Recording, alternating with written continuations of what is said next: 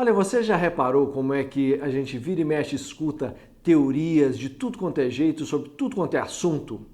Teorias especialmente de conspiração. Cada vez mais aparecem teorias de conspiração, sempre com aquele tom assim de que tem alguma coisa por trás do que está acontecendo, que ninguém está conseguindo perceber, mas na verdade aí a teoria vai e explica tudo. Olha, não tem nada de novo embaixo do sol, não. Jesus, quando estava no seu ministério curando, libertando pessoas, ensinando, ele também passou aí, foi alvo das teorias da conspiração. No final do capítulo 3 de Marcos, os escribas chegam com uma teoria para tentar explicar por que é que ele tinha tanto poder e tanta autoridade, especialmente para expulsar demônios de pessoas. E lá, a partir do verso 20, diz o seguinte: Então Jesus foi para casa e outra vez se ajuntou uma multidão, de tal modo que não podiam nem comer. E quando os parentes de Jesus ouviram isto, saíram para prendê-lo, porque diziam: está fora de si. Os escribas que tinham vindo de Jerusalém diziam: ele está possuído de Beelzebu, ele expulsa os demônios pelo poder do maioral dos demônios. Então, convocando-os, Jesus lhes disse, por meio de parábolas: Como pode Satanás expulsar Satanás? Se um reino estiver dividido contra si mesmo, tal reino não pode subsistir. Se uma casa estiver dividida contra si mesma, tal casa não poderá subsistir. Se Satanás se levantou contra si mesmo e está dividido, não pode subsistir, é o seu fim. Ninguém pode entrar na casa do valente para roubar-lhe os bens, sem primeiro amarrá-lo, e só então saqueará a casa dele. Olha, Jesus, ele estava no pleno ministério e os escribas chegam cheios das teorias de conspiração. Olha, na verdade, ele tem essa autoridade toda sobre os demônios, porque, na verdade, ele é o enviado do próprio Beelzebu, o maioral dos demônios.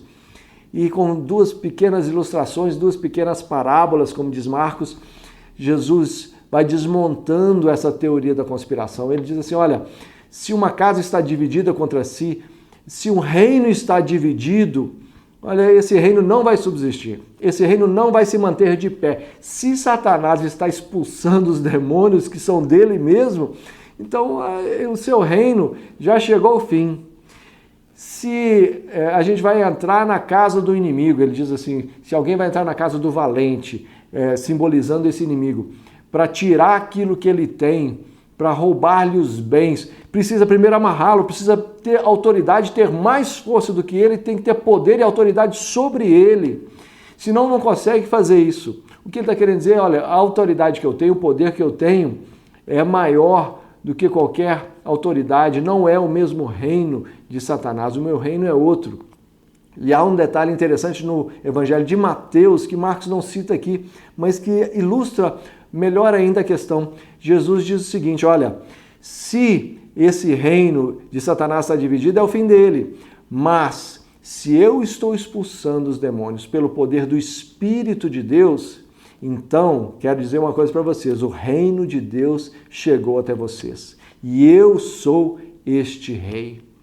Olha, a gente pode ter 1001 teorias a respeito de Jesus e, na verdade, cada hora aparecem teorias novas, livros, ideias, algumas de conspiração, outras parecem até bem fundadas, fundamentadas, mas quando a gente vai olhar quem que realmente Jesus era, a gente tem que tomar uma decisão. Ou a gente fica com as teorias da conspiração, ou a gente fica com o Jesus que as Escrituras, que a Palavra de Deus, que a Bíblia mostra quem ele era.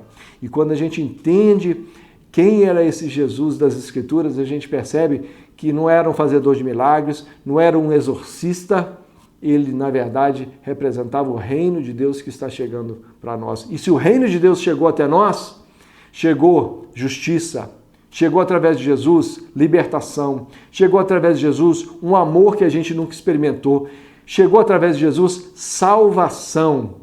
E aí a gente tem que optar. Qual Jesus nós queremos? Os das teorias de conspiração ou o Jesus das Escrituras? Eu prefiro das Escrituras, porque é ele que me apresenta esse Jesus que morreu pelos meus pecados, que me amou como nenhum outro.